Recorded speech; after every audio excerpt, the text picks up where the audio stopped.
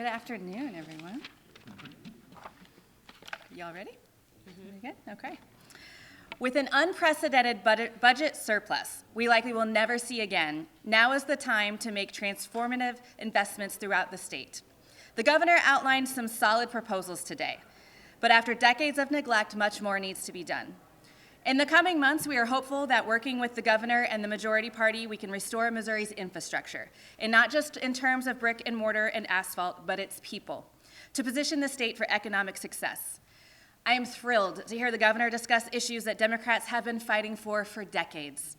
Many initiatives that were increased in his budget proposals were things that our folks were actually able to get into the budget. Thanks to the Biden administration, we were able to see requests for infrastructure improvements like broadband and railways. We are glad to see expanding pre-K options, the child care subsidies, the child care initiatives, as well as large investments in our children's division, a division that has been overworked and underpaid for far too long. The governor outlined investments in higher education, and I'm pleased to hear the governor agree with us that the increase in state worker pay is a great place to start, but not nearly enough. And the governor is finally making maternal mortality a priority.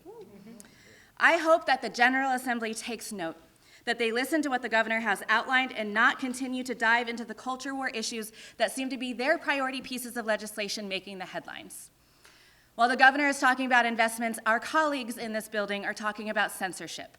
While the governor is talking about taking care of our families, our colleagues are focusing on extremes and division. Despite these mistaken political talking points that seem to be the legislative priorities for folks in this building, I am hopeful that the governor seems ready to focus on the things that unify rather than divide. The long overdue investment in our state's workforce, infrastructure, and people, on those things the Democrats are ready to get to work. With that, I'm happy to take questions. There's $50 million for school security, school safety grants. Do you think that that's enough to stop school shootings? Absolutely not. I appreciate the investment that the governor is requesting in safety protocols. I myself serve on a task force for Springfield Public Schools that looks at our facility programming and what we need to do to make buildings more secure and to keep our kids and teachers safe. But even with those investments, until we have serious conversation around guns in our state and being able to support our law enforcement do their jobs on the ground when it comes to that, we're going to not see nearly enough. There was an increase in career ladder investment, but was that enough for teacher pay? Yeah, again, the career ladder was something that we supported when it was originally put in the budget, but that, again, is a starting point. That is not the solution to teacher pay. As we all know that we are one of the lowest in the entire country, we've got to do more than just that. What were your thoughts on that maternal mortality rate and what else can be done? Yeah, absolutely. I'm very excited, as I mentioned, to have the governor actually address that because I know since I've been here, been talking about that. We've had lots of initiatives. We've had task force after task force study the issue. So I'm glad to hear that there's finally going to be an investment. And you'll actually see pieces of legislation from some of our members being filed to address that and where we can pull some of that money in for some programming that we're really excited to start talking about. You said state worker pay, not enough? Not enough. What would you like to see? I don't have a number to give you, to be honest with you, but I know that we are the last in the country, and we know that. That's been a topic of discussion for a very, very long time. This cost of living increase is barely a cost of living increase at all, and so I think it is a good starting point for that. I'm grateful. I've expressed my gratitude to the governor, but I hope the Budget Committee really does more. On child care, the governor outlined increasing the subsidy rate as well as the tax credit program. Are you satisfied with your current on that end of things, or anything else you'd like to see? Yeah, I am thrilled to see that, to be honest with you. For those of you who know me, know that's one of my priority issues since I've been here. The subsidy one, I wasn't expecting from him, and I'm grateful that he put that in there. Of course, the tax credits are things that we're supportive of, but we want to continue to see more. For instance, we had some money in the budget last year for initiatives for small businesses to do some co-op grant funding, and I think there are a lot of opportunities that we can continue that discussion, and that's one issue that I know both sides of the aisle are ready to get to work on together. I couldn't help but watch how many times both sides of the aisle stood up and clapped today.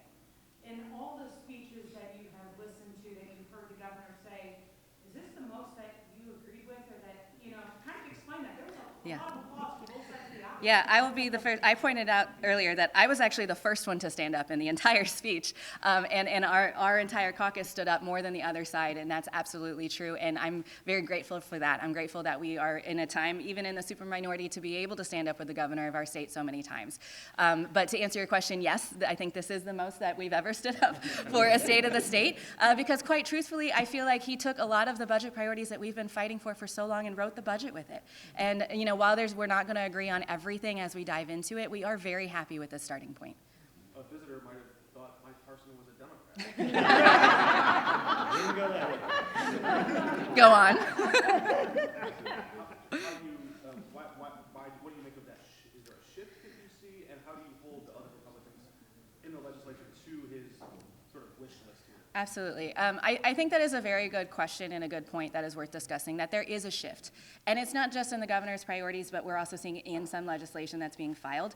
And quite frankly, I think a lot of that goes back to the overturning of Roe. And we saw on the doors all over the state and all over the country that people were frustrated by that change. And so now we're seeing our colleagues on the other side of the aisle swoop around with more family support programs and actually help with pregnancy and help with the care of children afterwards. Again, things that we've been asking for a very long time, but we have seen a shift.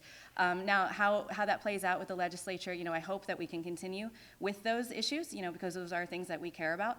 Of course, that doesn't solve the overarching problem for our caucus, but I do believe that there has been a shift. Speaking of that, obviously, I don't think there was any direct mention of abortion rights in his speech. Do you have any hopes that you can maybe meet him halfway on with at least clarifying language around medical emergencies or birth control, that kind of thing? That's a very good question, and it's one that we're hopeful that we can find some conversation around clarifying language, particularly for our healthcare providers, making sure that they can do their jobs as healthcare professionals and actually save lives instead of lawyers getting involved. But meet halfway is not an option for us, and that's not meeting halfway. That's just providing basic healthcare and things that should not have been in question already. The fact that 126 was passed without clarity, with so much confusion and so much gray, is a travesty. And so I do hope that there is some room for some clarity around that. I want to talk about I-70 because when we went to our budget background meeting today as reporters, that was like the first thing that they talked about. And then they talked about it multiple times. It feels like this I-70 thing is a big part of this year's budget. I even see people clapping there. Talk to me about that. Happy? You want to see more? What's your response? Yeah, to I-70? well, I will be first and say that our caucus hasn't taken a vote on do we want to expand it, do we want 3 lanes, do we not? That's not we haven't gotten down to the nitty gritty of that, but we do know that roads in our state are a huge issue. We know that Missouri, being in the center of the country, we are a hub for transportation, and not just in roads, but looking at our rivers and our ports. And so any sort of conversation and investment in that to continue to grow our economy, we are going to be supportive of.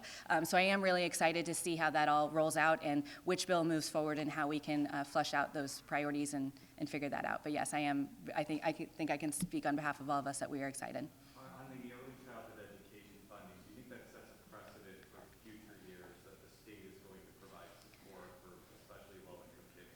Yeah, absolutely. I was very grateful to hear the governor prioritize early childhood. But I'll be honest with you, with the amount of money that we're talking about, I would love to see that expanded to every kid. That it's wonderful that we're prioritizing low-income kids, but every child needs that first fresh start. And so I do hope it becomes a solid piece of our budget every single year, and not something that we have to talk about. Speaking of setting precedent, last year, for the first time in many years, fully funding school transportation. It was told repeatedly, it's a one-time thing. Looks like that's not going to be a one-time thing. So thoughts on why this shift has occurred? Yeah, well, first I will say we are extremely grateful to see that. It was about 2 decades worth of non-fully funding our transportation system. And as we're looking at so many of our school districts going to 4-day school weeks, this transportation piece is so important. The why, I think that's a big piece of it, right? So we have heard from our education providers and our teachers, administrators, all sides of that conversation, that they don't have enough money to keep the doors open, to keep staff in, to be able to pay them living wages, and to be able to want folks to come into their communities. I think transportation is a huge piece of that, and so I believe that's probably part of the transition into continuing to do that. But also, again, we have a record surplus, and so as we've said this whole time, we should be using this money to invest in our state for the long haul, and so we are grateful to see that. On the teacher pay floor, the governor has promised to keep that raise from the minimum up to 38K. But under state law, that still sets 25K. Would you like to see a statutory increase there? I think there's been some legislation. Absolutely. I would love to see a change in that. You know, as we all know, the budget changes every single year, and it depends on who's in charge and what that money looks like. I would love to see legislation corresponding with teacher pay to make sure that it stays that way or continues to grow. Crystal, as the minority party, what is your main goal for this session, would you say? You know, we have one goal is very difficult when you're talking about an entire state of Missouri, but I would say for us, focusing on where this money is being spent is a huge priority and a huge opportunity for us. As we've said many times, this is a once-in-a-lifetime chance for us to invest this type of money. And so I know for our caucus, we're going to be looking at every single way that we can do that, not just for our communities, but for the entire state. Do you think you'll have a big say in what happens? I absolutely do. You know, our team of budget members and not budget members have been able to get a lot of things done in the budget throughout the years. We're looking at even more money to be looking at this year. And there's been some change in process on the House side of how that's going to be dove into and invested, broken up in the committee structure. And so I absolutely know that we will continue to be a part of the budget process in a very serious way. You're expressing a lot of support overall. Is there anything missing? Any line item or category that you thought should have been in this speech? Absolutely. There, you know, as mentioned, we stood up and clapped for the governor's priorities, almost every single thing that he said, and I am very grateful for that. But of course, there are always things missing. You know, he touched on, and I know this one is near and dear to our caucus, but he touched on the shooting and death in St. Louis in one of our public schools. And while the question asked earlier, am I grateful for the investment in our safety? Absolutely, we are, but that is not enough. I would have loved to see an actual conversation around how we can keep our kids safe beyond that, how we can support our law enforcement to allow them to do their jobs, because in that specific case, our law enforcement tried to intervene multiple times, and they weren't able to because of state law. That is something that we need to be talking about. I would have loved to see a conversation around protecting the people's right to have a voice in their government. We have seen so many laws since I've been here go after people's ability to vote, and now we're hearing one thing after another about the initiative petition process, which the citizens have used time and time again to hold us accountable. I would have loved to have seen that in there. The list goes on. There's always more when it comes to priorities, but again, we are very happy with the things that he presented in terms of the budget investments. Are you considering running for governor? That is quite a question. Listen, I have a job to do, and I have the best honor of my life to represent these people behind me and the Democratic caucus across our state, and there is no better job that I would want to be doing, and so I am focused on that right now and doing my job for the next 2 years. So you're not ruling it out? No politician ever rules out anything. There's $35 million in here for railway crossing safety improvements. For those of you standing behind the podium, I'm curious, how often do you hear from constituents about kind of unsafe or obstructed crossings? How often does that come up for you all, and any general reaction to the funding? I will definitely say first, I grew up in Webster County, Missouri, and that is a topic of conversation that I grew up with all the time, of trucks, or of there not being rail guards, et cetera. But I'm happy to open it up to anyone else who has thoughts on that. Anybody want to take the mic? We think you got it. Okay. Well, yeah, so I will continue to say that that's... Flooded in the Kansas City style? No, I think it is a huge priority, and not just, when we talk about railway safety, I know it is not just about the citizens who are crossing, it's also about the workers who are working on the railways. Those jobs are extremely dangerous, and so I'm happy to see from both sides of that conversation, because it's not one that's talked about often, so I was grateful to hear that. There's some support for the money for youth behavioral health liaisons. Mm-hmm. How does this benefit the state, if you don't mind, just from your all's perspective? Yeah. What's the benefit of these jobs? You know, so these jobs go hand in hand with so many other pieces of our support system around kids who are at risk. And increasing the ability for us to hire folks, to pay them more, and to support wraparound, I think it's extremely important. And again, that's an area that is often overlooked. You know, we have lots of top-line conversations about children's division, or, there's been a lot in the media about specific residential properties, but it's the workers on the ground who are so vital to success, and I think that those liaisons are going to be extremely beneficial to when we look at not just the right now for kids, but how we move them out. And so I'm, again, grateful that that is part of the discussion. Could you compare working this session with last year during election year? Is it a little bit calmer? What's the temperature like? Well, it's very early, and we've not had any committee hearings yet. But yes, it's always calmer when it's not an election year, and we know that. During an election season, and y'all heard me say it time and time again, not only was it election, it was a redistricting year. And we had folks on the other side of the aisle who are running against each other in every single position possible. And when that happens, you get extremes. And that's what happened last year. What will happen this session, is yet to be determined. We have a whole new Senate that opens its own can of worms, depending on how that goes. But yes, absolutely, I would say that going into a non-election year where we have a budget surplus, where the governor is talking about all the things that we care about, it is absolutely a different feeling this year. Other questions? So that's positive, you think? I would say even after last week's House debate where we talked about some really ridiculous things, yes, absolutely. I feel very positive in this moment. And we were joking before we started, the amount of times that we were standing up and clapping was weird. And, but it's a good thing. It's a good thing. And I know that the citizens want that from us. The citizens are tired of seeing us bicker and fight about whether or not I have to have sleeves on my jacket. That is not what the people sent us here to do. And so I am very glad that we're able to have this conversation today where we say we agree with the governor. Let's get to work. I have a quick question Yeah. to jump in. Yesterday was the first day back for the CVPA students. What strategies or thoughts does your caucus have in getting people to work across the aisle for gun reform? Like you mentioned, law enforcement, everyone did what they were supposed to do, and 2 people were dead and 7 to 9 seriously injured. So how do you work across the aisle? Yeah, so the first thing that you're going to see is that a lot of these kids are going to actually be in the building very soon. And so as soon as next week, I think. Possibly the following week. So a lot of these students are actually going to come to the building to talk about what happened, to talk about what it felt like to be a kid in that building in that moment in time. And we're going to have educators who were there come and talk to folks. And that is in my belief, and I know for a lot of us, step one is we have to get folks to understand how real this is. It's one thing for me in Springfield to see that on the news as a mother and be freaked out and be sad and be scared and call my colleagues in St. Louis. It's another thing when you hear it directly from those kids who are traumatized for life. And that's step one, is getting them here. And they're going to be here, and I hope that, and we will be having a press conference, I hope, with them. So I hope that you all come so that we can begin that discussion.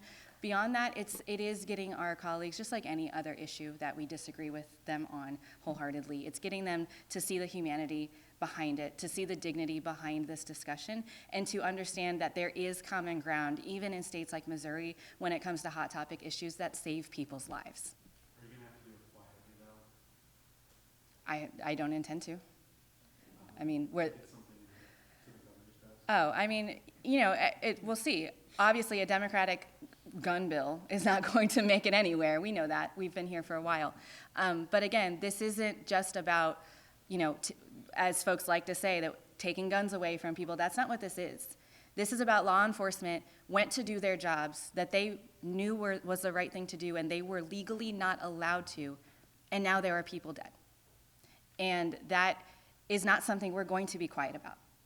And if that means that we have to, absolutely, we will be working with folks on the other side of the aisle. I hope they file a bill. I hope I can write it for them and hand it to them. But, we'll see. We'll see what happens. But step one is making sure that the folks in this building who write laws for the entire state of Missouri know what these people went through. Any other questions? I wanted to ask, does the caucus feel fairly unified on its priorities going into this session, or are there any points of contention among your caucus on what your priorities are? Oh, I will say that there's always contention around priorities. We've got folks from St. Louis, Kansas City, Columbia, Springfield. I'm very proud of the diverse communities that we all represent, and with our caucus growing, that's even more so. And so, of course, each one of our communities has a number one priority that they're looking at. And then there are issues like sports betting and VLTs and things that, we're going to be very divided on. But I can tell you that the caucus is united in investing in our state in a way that helps its citizens for the long haul. This is not about pet projects. This is not about something for my district specifically. This is what we can do with an unprecedented surplus that is going to last beyond our time in this building. Okay, thank you guys so much.